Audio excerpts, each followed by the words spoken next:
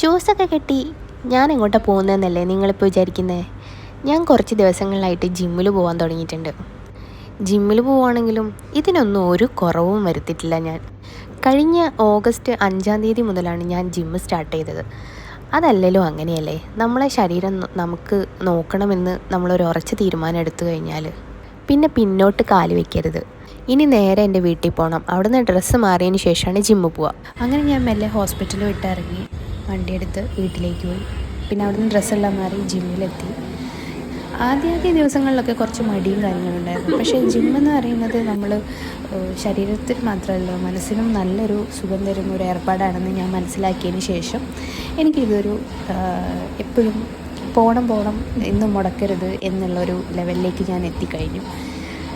നമ്മളല്ലാതെ നമ്മുടെ ശരീരം നോക്കാൻ വേറെ ആരെക്കൊണ്ടെങ്കിലും പറ്റുമോ? അത് നമ്മൾ തന്നെ ചെയ്യേണ്ടതല്ലേ. ഇതെൻ്റെ ജിം പാർട്ട്ണറാണ് കേട്ടോ, അതുല്യ.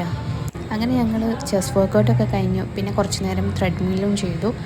ഇത് നമ്മുടെ ഒരു ട്രെയിനറാണ് കിരൺ, ആൻഡ് ഇത് ശരൺ. ഇവിടെ വന്നിട്ട് കുറച്ച് ഫ്രണ്ട്സിനെയും കൂടെ കിട്ടി കേട്ടോ. അങ്ങനെ വർക്കൗട്ടും കാര്യങ്ങളൊക്കെ കഴിഞ്ഞ് ഞങ്ങൾ റെസ്റ്റ് എടുത്തു കുറച്ച് നേരം. പിന്നെ വീട്ടിലേക്ക് പോയി.